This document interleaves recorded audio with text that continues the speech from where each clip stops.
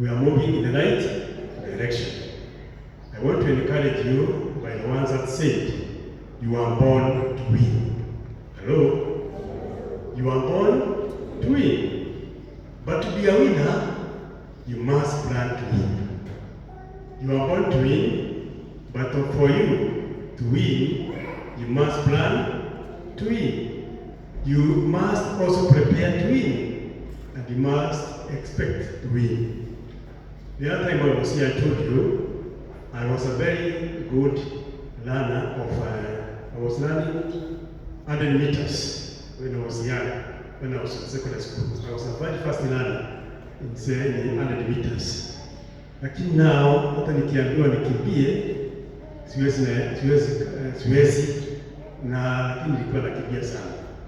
I was a very good striker in the football match when I was in secondary school.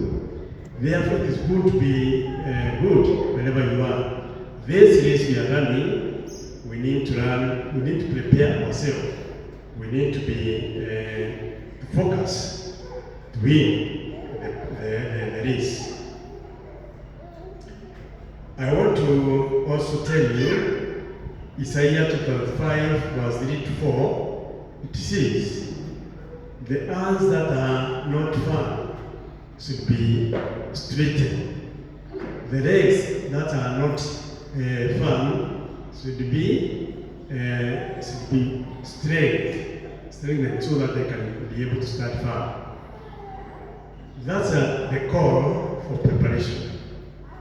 When you are running, you must use your hands and also your legs. And because you are running the race to win, let us prepare ourselves properly. This is our year. Tujitume kazi ya Bwana, tujikaze kazi ya Bwana, tujipeane kazi ya Bwana. Bwana asifiwe. Tujipeane. For you to win a race, lazima ujikaze, lazima ujipeane, lazima ujitume pale, si ndio? Kwa uwanja. Lazima ujitume kwa uwanja, lazima ujikaze ukiwa pale, lazima ujipeane vizuri, lazima ufollow the rules. You must be disciplined for the rules. You cannot go to another line. You must follow your line properly when you are running. Therefore, this month you are being called to be disciplined enough to follow the lines that the Lord has given us. That is why you are running your own race, your own pace. You cannot run the other somebody's race. Lastly, I want to tell you this. You never be good enough to everybody.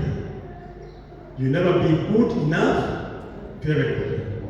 But you always be the best for someone who really appreciates you. Bwana asifiwe. You always be the best for someone who really appreciates you. I'm calling you to be yourself no matter the situation. Be yourself and stand firm as a Christian. The Lord is on our side. He's going to fight for us.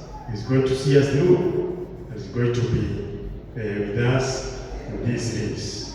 So we pray for our brother Samuel as he goes there. Wherever the Lord has posted him to go and serve, that the Lord may be with him. He's going to guide you. He's going to give you courage to serve those people. Those who miss you, Wagige is not very far. If you feel so much pressed to miss you, you just come there. And maybe you're going to welcome us there when you come there. If you feel so much pressed that you want to see Reverend Samuel, you know where you can find him now. One as a few. Wagige is not very far. You can even take a walk up to Wagige. You just go through Kanyariri, Rukobi, Ingero, and you are Wagige. It's not very far. It's very near. So thank you so much for the time we have been with you. May God bless you and your family, and we shall continue praying for you, and we hope God is going to see you through. This month we are saying, never blame people in life. And as I said last Sunday, good people gives you happiness, bad people gives you experience, worst people gives you a lesson. The best people in your life gives you memories. Therefore, let us set our mind in this major theme of tujitume kwa kazi ya Bwana, tujue ya kwamba we need to be focused to where we are going. And in my poster here it says, nothing is easy, nothing is free. If you want to be successful this year 2026, just jitume. Bwana asifiwe. Jitume kwa kazi yoyote. Ile kazi unafanya, jipeane pale. Au hata kama ni ya kibarua, jipeane kwa hiyo kazi. Mungu anabariki kazi ya mikono yetu. Ile kazi tunafanya na mikono, Mungu anabariki. You have to pay the price of being well connected with God. For you to receive blessings from God, you must be well connected with Him. You have to think differently and to do things differently. We have started, and that is why last Sunday we established, we appointed some people to be our accounts clerk. This is just a start.